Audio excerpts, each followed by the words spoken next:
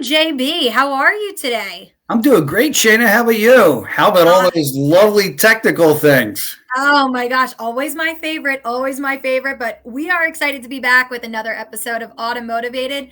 And this is actually a topic that I find to be super important that, for lack of better words, or actually maybe this is perfectly on point, is overlooked.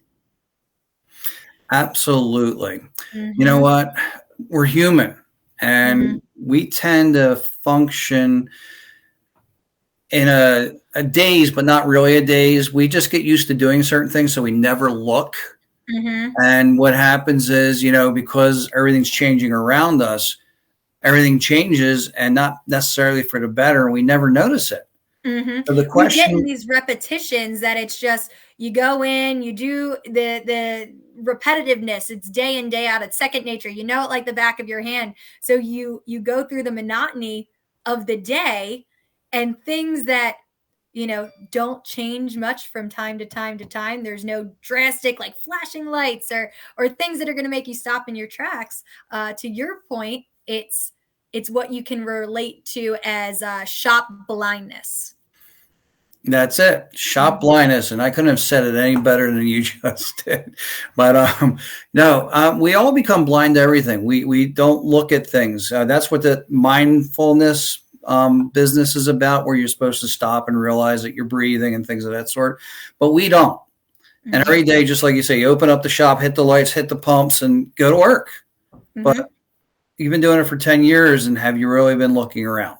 That's the Mhm. question we're going to ask, Mhm. because your customers, especially new customers, are seeing your shop in a whole different light than you Mhm. might be realizing. And that's why we're going to ask some of these questions.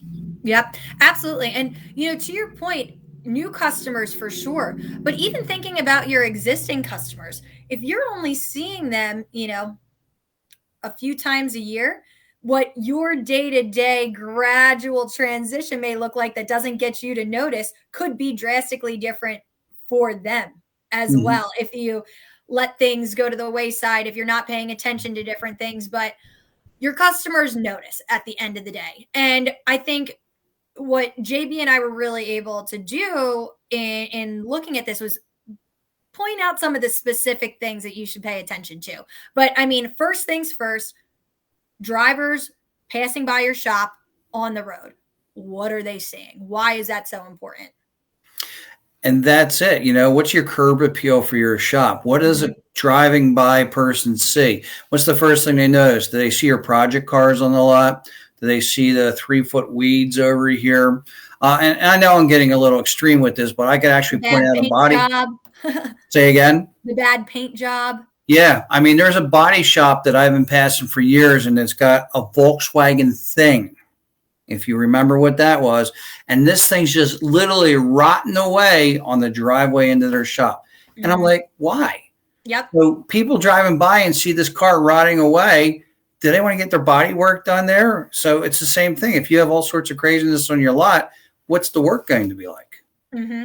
And I think one of the most important things that you pointed out, which I don't think is comes top of mind when we talk about what drivers are seeing on the outside of your shop as they're passing by, but you talked about the importance of lights at night and how important that is. Well, think about it. I mean, fall's begun. It's getting darker earlier and earlier. All summer long, it was dark when you shut up the shop if you left at 9. I'm sorry, it was Hmm. light when you shut up at 9. And you never look at your signage. So Hmm. when you now look at it right now, what is your sign spelling with the letters that are burned out? Or is even the big sign out front that says we're welcoming, new customers? You got to look. You got to turn those Hmm. lights on and go around and look and get them fixed, because if they're not looking great at night, and now we're going to have more night than day, that's not a good thing. It's not a good curb appeal. And I think there's two important things to also take into consideration when it comes to lights at night. So, one, what drivers are seeing. Do they see, what your shop is? Do you have, a big sign that has your shop's name that's visible that needs to light up, at night so you can have marketing opportunities and just visibility.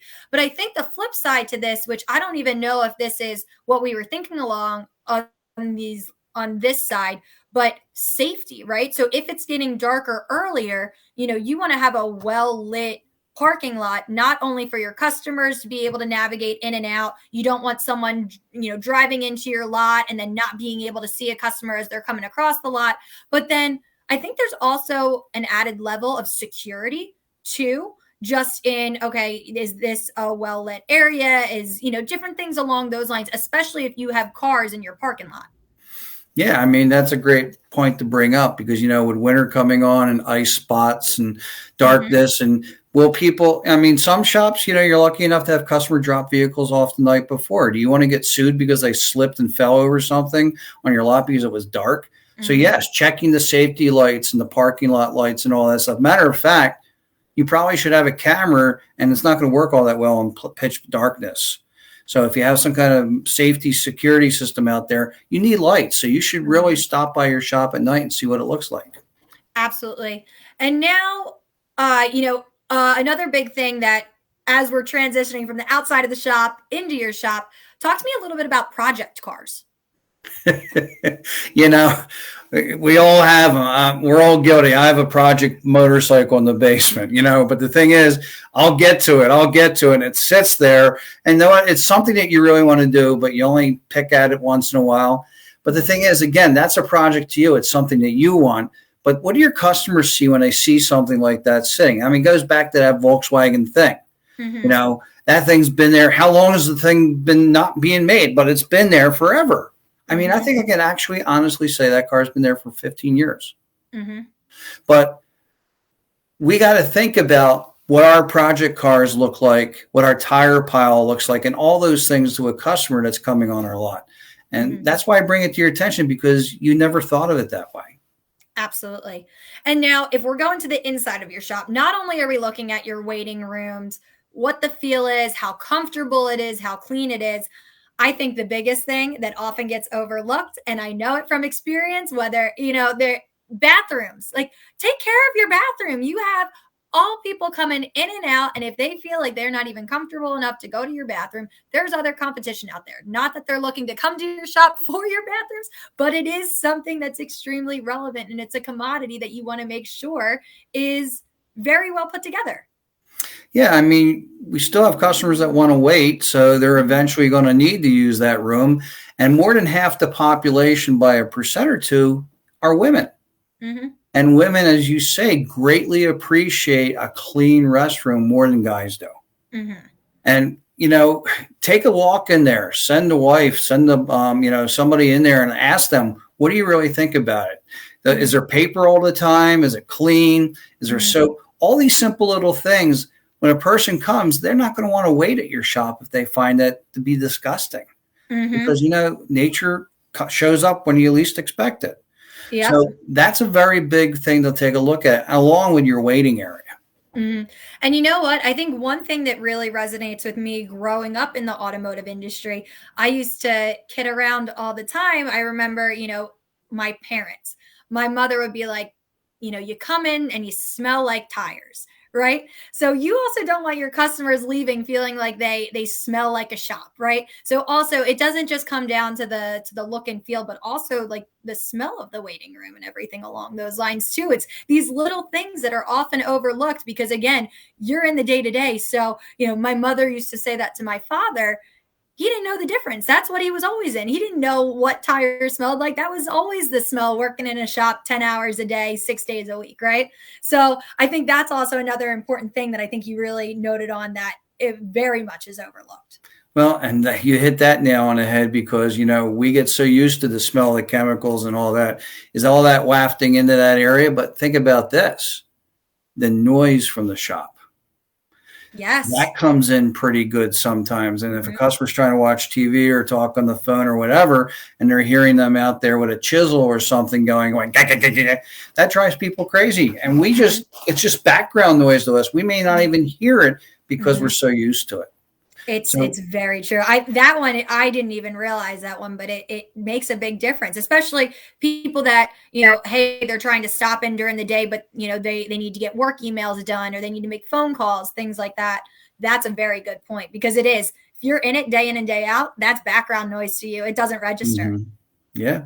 So what we're saying here, folks, take a look, step back, take a breath, realize that you're breathing, and take a look at your business. One of the things that I was fortunate to do is I did work in some dealerships. When I hired somebody, I actually gave them a pen and paper and sent them around. So I want you to write down everything that you see that you think's weird or strange or unusual, something that gets you. And then they would come back to it, and I would see things on that list that I've been looking at every day that they recognize as something that should be taken care of. And that means that this person's doing that because they don't know the business. What are my customers thinking? Absolutely. I think it's a great point. It's this, to your point, you have to stop, feel your breathing, just pay attention, know your surroundings, especially the surroundings that you're most comfortable in. Look at the outside, look at the inside, look at yourselves as your team. How does your team present itself? Oh my goodness. I've been in shops where the guys got their pants hanging off and big holes and all that stuff. And they're working on a Mercedes. And we got to look, folks. We got to look. We have to enforce. And, I don't have to make any of this up. It's all true what I've seen in my travels, and it's crazy. And we have to realize that, yeah, that's normal for us, but what do the people coming in see? What do they think? I think that's such a good point. I didn't even think of that. The cars that they're working on versus their appearance and things along those lines.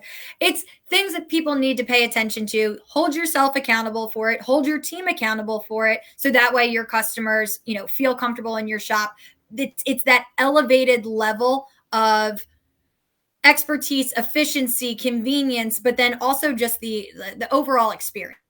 You want to make sure it's pleasant for your customers because people care about their experience and they want to go to places where they feel like they're valued. So if you don't value yourself in your shop, how do you expect your customers to value the work that it is that you're doing? It all comes full circle at the end of the day. But what I am very curious, now that we talked about all of this, we have people that tune in all the time. We have some people that are watching now. We have some people that are going to watch this later. I want to see shops leave pictures in the comments of what it is that they're proud of at their shop. How does the outside look? How does the inside look? How does their team look? How does their team present themselves? I want to see what people are doing best because this is something that is so, so important. So if you're watching right now, if you're watching after this airs, drop us pictures below. Show off. We want to show you off. We want to highlight the shops that are doing it right. We want to also acknowledge things that maybe people aren't taking into consideration. What are those spot checks that you're doing in your shop, and how can other shops learn from you as well? Look what you just did.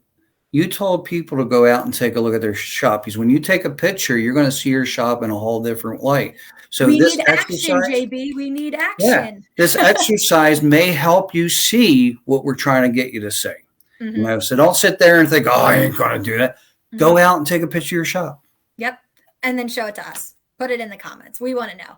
Be sure to leave any comments that you have on new topics that you'd like us to hit on. But JB, always a pleasure. I think this might have been one of my favorite conversations. I really like this idea because it is so overlooked. We don't want our shops to be blind. We want you to really take value in what it is that your shop, your weight room, your bathrooms, your team looks like. So that way you can be valued to, where you need to be. So I'm going to add one last thing here too. A lot of people are probably thinking that whole Volkswagen thing's fake. I'm going to provide you a picture that you can put up next to this and show people it's there. I love it. I love it. This is perfect. JB, always a pleasure. I know I'm feeling automotivated. How are you feeling? I am automotivated to get that picture. Yes, there we go. Until next time, guys, thanks so much for joining us. We'll see you soon. So long.